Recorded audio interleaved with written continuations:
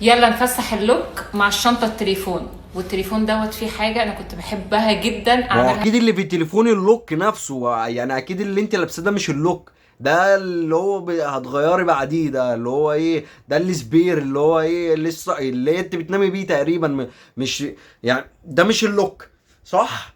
عشان ابقى فاهم. أعملها وأنا صغيرة. هوريكم اللوك. بونبوني، ورق هدايا، تحفة. استغفر الله العظيم، يا رب يا رب سامحني، يا رب يا رب سامحني. ايه اللي تحفة؟ ده هي التحفة نفسها يعني. انا شايف اللي هو ايه، عارفين رمضان والزينة والكلام ده، انا شايف الزينة بتاعت رمضان قدامي، دي زينة رمضان دي يا باشا. خطير، حباء سوري فان. تمانيناتي. يا الله، مش ممكن مش ممكن مش ممكن. هو حقيقي مش ممكن اللي احنا شايفينه قدامنا ده مش اكيد، ده مش طبيعي اللي احنا شايفينه قدامنا ده لوك الفسخاني.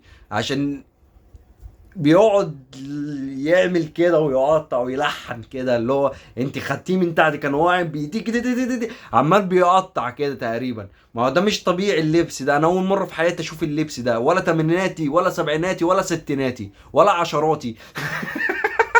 تحفة. البنطلون ده ينفع يتعمل توب ويتعمل فستان، بس يعني محتاج كده ترتيب.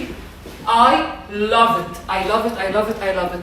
والحلق لا هو مش محتاج اي ترتيب، هو الترتيب بتاعه اللي هو يتلم في كيس بلاستيك بتاع الزبالة، ويتعمل كده ويتنش كده بالزبالة. ده حله، ما يتلبس ولا ويتعلق في فنجان. هو يتعلق في فنجان، ما تجيش عليا انا ماليش دعوه، يقول لها ايه. تقفش عليا انا على الكلمه. هو يتعلق في فنجان عشان كل يوم وهي الصبح وهي خارجه تقعد تبص ايه اللي انا كنت بلبسه ده، عشان فاهم.